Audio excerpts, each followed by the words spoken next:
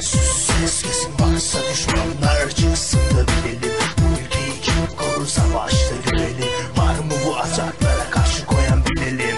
Ay yıldızım sus, ses kesin varsa düşmanlar çıksın da bilelim. Bu ülkeyi kim korur savaşta görelim. Var mı bu ataklara karşı koyan bilelim. Kim savaşır vatanı için internette? Kim boy gösterir söyle, akan kanlar yerine. Savaşan ordular kimler? Açık mı gözler, ay yıldız derler. Kulağını aç dinle, atılan her adım bir sebebe dayalı. Yapılan her baskında birileri yok olmalı. Görünmez güçlü imha ekip burada. Korkmaya gerek yok, ay yıldız bu yolda. Sınavda görünmez bu kahramanlar.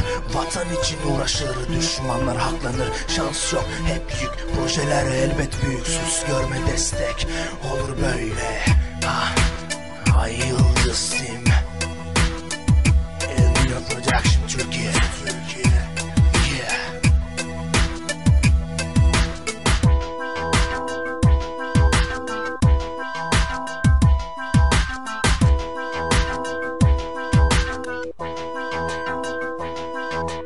Ay yıldızım sus, ses kesin varsa düşmanlar çıksın da bilelim. Bu ülkeyi kim korur savaşta görelim. Var mı bu ataklara karşı koyan bilelim. Ay yıldızım sus, ses kesin varsa düşmanlar çıksın da bilelim. Bu ülkeyi kim korur savaşta görelim. Var mı bu ataklara karşı koyan bilelim. Siber ordu